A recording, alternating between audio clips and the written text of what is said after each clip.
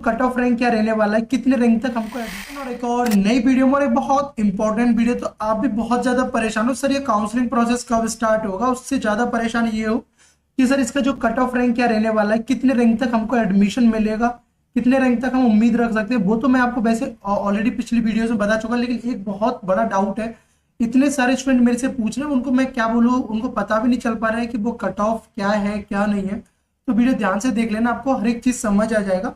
और अगर आपको वीडियोस मेरे इन्फॉर्मेटिव और अच्छे लगते हैं तो आप वीडियो को लाइक कर सकते हो, चैनल को सब्सक्राइब करके बने रहना। आगे कैसे जब भी एम्स नर्सिंग का काउंसलिंग होगा तो मैं आपको अपडेट करूंगा, गाइड करूंगा कैसे आपको चीजें आगे करनी है। तो चलो वीडियो को शुरू करते हैं। देखो उससे पहले देखो मेरा एक टेलीग्राम चैनल भी है, ये रहा एटिक एकेडमी करके। यहाँ पे भी देखो देखो अगर आप जिपमर का भी देखो जिपमर के लिए कर रहे हो तो मैं वहां का उसका भी अपडेट दिया है। देखो जिपमर का भी दिया है, एमसीसी का भी काउंसलिंग का अपडेट दिया है, बीबीएससी जो आपको वेटनरी के अंदर में एडमिशन लेना है, नर्सिंग के अंदर आपका जो पीजीआई चंडीगढ़ वाला उसके लिए लेना है, जिस भी अंदर में आपको लेना है इसके लिए इसका टेलीग्राम चैनल को ज्वाइन कर लेना। आप अगर प्रिपरेशन भी कर रहे हो पैरामेडिकल का किसी का, तो वहां पे आपको सब अपडेट आपको मिलती रहेंगी। अब देखो सबसे पहले मैं आपको एक चीज दिमाग में रख लो भाई। देखो अब पता है मैं आपको ना, आपको भी हंसी आएगा अगर मैं बताऊंगा वो चीज।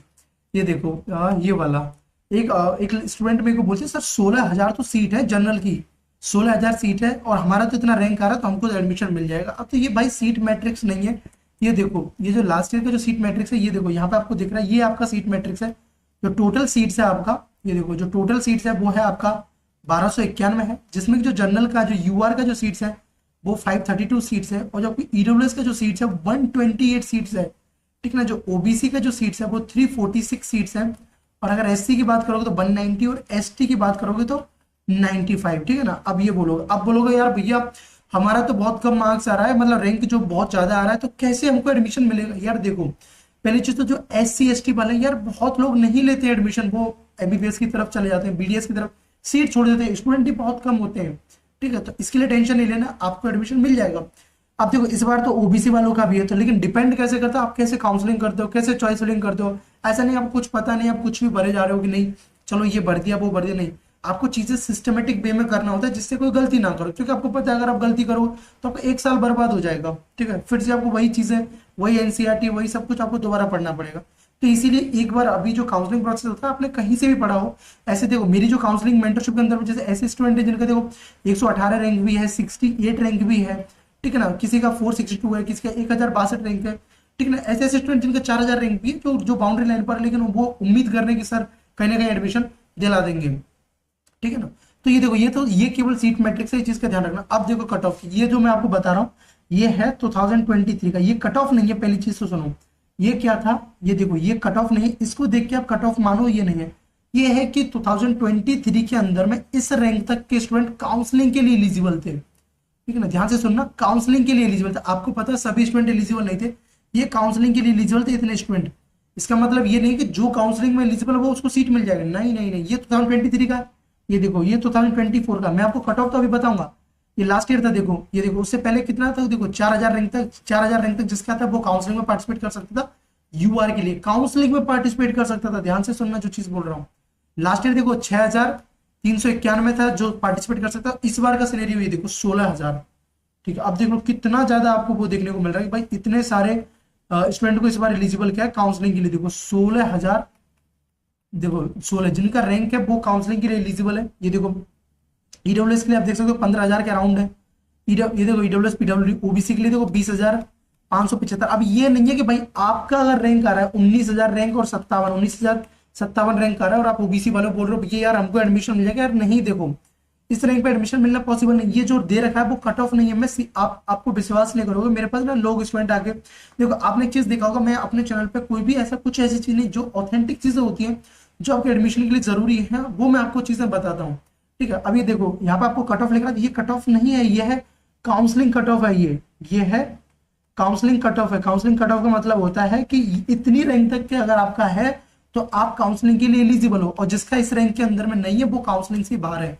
अब काउंसलिंग में बैठने का मतलब ये नहीं कि आपको सीट मिल जाएगा, आप पार्टिसिपेट करोगे, आपका डिपेंड करता है मिलेगा नहीं मिलेगा। अब देखो मैं लास्ट ईयर की आपको बता देता हूँ। ये देखो लास्ट ईयर, देखो यहाँ पे आप देखो लास्ट ईयर का बताता हूँ 2024 का। ये देखो 2024 का ये लास्ट ईयर का। ठीक है ना, ये देखो लास्ट ईयर जो देखो काउंसलिंग में 13,000 रैंक था, देखो 13,926 रैंक था, एक एसटी कैटेगरी वाला था। 13,926 रैंक था, बिल्कुल जो लास्ट, मतलब इतने तक इसका जो वो हुआ था, मतलब काउंसलिंग के लिए क्लोज हुआ था कि काउंसलिंग में एलिजिबल। अब देखो सीट कितने तक मिला, ये देखो, ये देखो 13,926 था, और ये देखो अब ये देखो, ये देखो सीट मिल गया था, देखो 13,816 रैंक तक भी सीट मिल गया है। आप देखो कितना कम मार्क्स होने पर भी एससी कैटेगरी को तो लास्ट ईयर ये मिला है 13,000 रैंक पर। तो मैं बोलूंगा भाई, अगर आप एससी कैटेगरी से हो, एसटी कैटेगरी से हो, पीडब्ल्यूबीडी कैटेगरी से, तो मैं बोलूंगा कैसे भी करके आपको काउंसलिंग में पार्टिसिपेट करना है। ये देखो एसटी वालों के लिए ये ओपन राउंड का कट ऑफ मैं आपको बता रहा हूँ, ओपन राउंड में इतने तक मिल गया। तो भाई अगर आपका कितना भी मार्क्स आ रहा हो, 15,000 भी आ रहा हो, 16,000, 20,000 भी आ रहा हो, एसटी वाले पार्टिसिपेट कर लेना, ठीक है। बस काउंसलिंग थोड़ा ठीक से करना जिससे आपको एडमिशन मिल पाए। ये देखो कल्याणी गोरखपुर, ये देखो कल्याणी गोरखपुर, रायबरेली हुआ, गोरखपुर हुआ, देखो कितना रैंक तक मिला, ये देखो एसटी वालों को। ये ओपन राउंड का लास्ट ईयर। आपको पता है काउंसलिंग प्रोसेस के बारे में कि 3 राउंड में होता है। देखो फर्स्ट राउंड हुआ, सेकेंड राउंड हुआ, एक हुआ ओपन राउंड, ठीक है। फर्स्ट और सेकेंड राउंड के अंदर में जब सीट आपका बैकेंड बच जाता है, सीट बैकेंड बच जाता है, फिल नहीं हो पाता है, तब वो सीट से वो ओपन राउंड के अंदर में फिल किया जाता है, जिसके लिए आपको 25,000 रुपीज पे करना पड़ता है। ये आपका एक सिक्योरिटी डिपॉजिट होता है। अगर आपको सीट मिल गया तो आपको वापस मिल जाएगा पैसा, सीट नहीं मिला फिर भी वापस मिल जाएगा, लेकिन आपको सीट मिला और आपने नहीं लिया तब ये पैसा वापस नहीं मिलेगा। ये देखो एससी कैटेगरी वालों का देखो लास्ट ईयर क्लोज हुआ था 8,342 रैंक तक क्लोज हुआ था।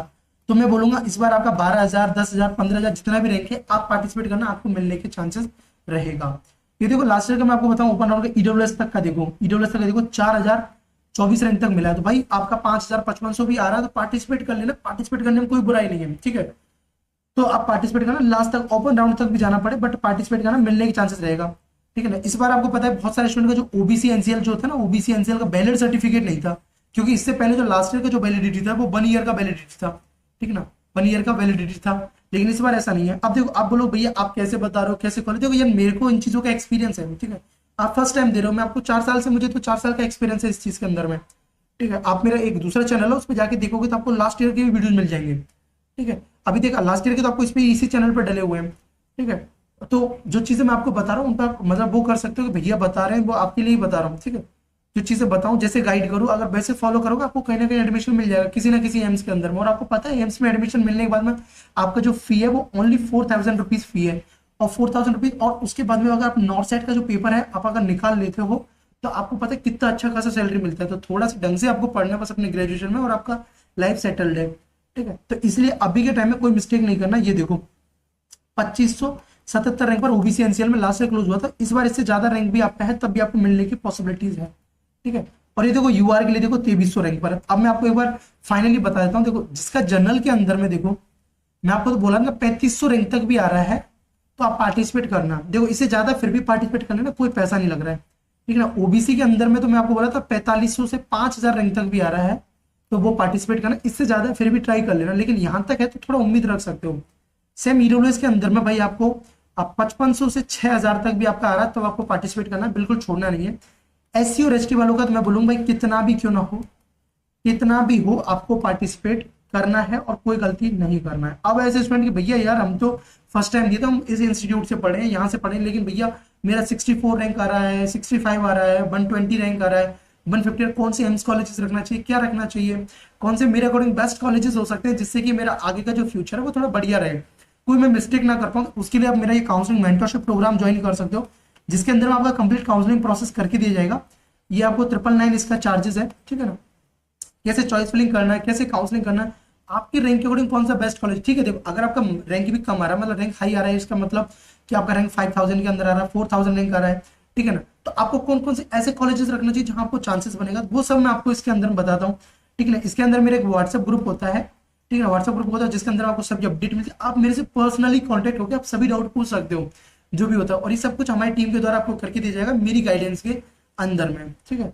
तो इसके आपका कॉलेज आपकी रैंक के अकॉर्डिंग कौन सा बेस्ट कॉलेज होगा वो। अब अगर आपको इसको ज्वाइन करना है तो क्या करना है, क्या इसके लिए सिंपल सा प्रोसेस है ज्वाइन करने के लिए। ये आपको स्कैनर दिख रहा है, इस पर आपको पे करना है, पे करने के बाद में जो इसका आपका स्क्रीनशॉट है वो आपको मेरे इस व्हाट्सएप नंबर पे सेंड करना है 6350578481, और मैं आपको अपने उसमें ऐड कर लूंगा। अब बोलोगे यार भैया ये समझ नहीं आ रहा ये काउंसलिंग कब स्टार्ट होगा, तो देखो अभी जो काउंसलिंग है वो फर्स्ट वीक ऑफ जुलाई के अंदर में स्टार्ट होगा, तो उसके लिए परेशान नहीं होना है, सब चीजें स्मूथ हो जाएंगी।